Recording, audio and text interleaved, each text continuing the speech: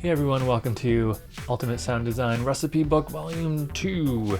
In this one we are going to be focusing on leads and keys.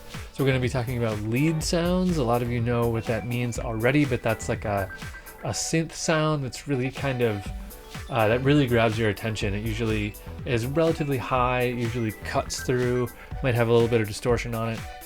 We're going to work through some of those, and we're also going to work through some keys sounds, like some keyboards chord making sounds. Now this class, like the other classes in this series of recipe books, is going to have a whole bunch of guests.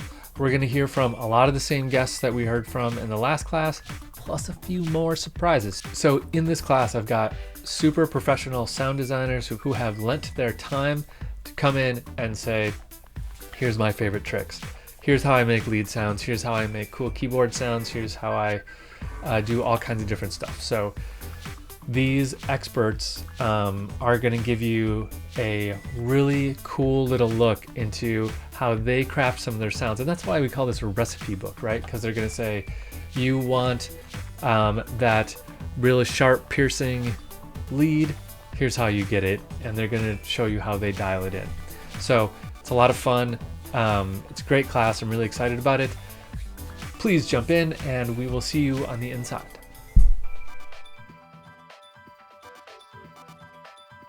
That the oscillator is going all the way to filter 1. And then we're going to turn that resonance down a little bit. Let's hear what this sounds like.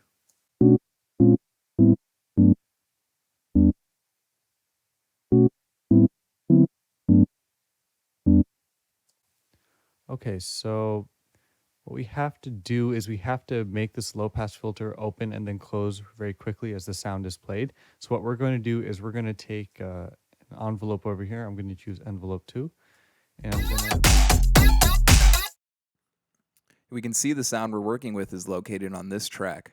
And here are my MIDI notes that are triggering that sound as it spans across the arrangement. Let's hear the sound soloed so we can hear it in more detail.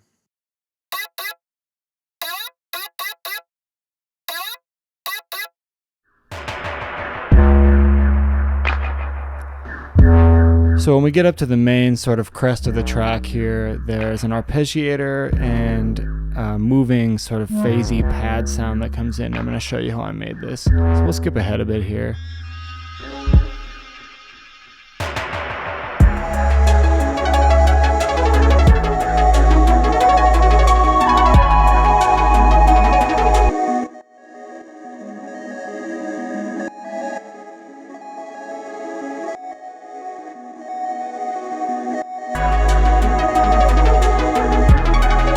So let's go ahead and take a look at this track.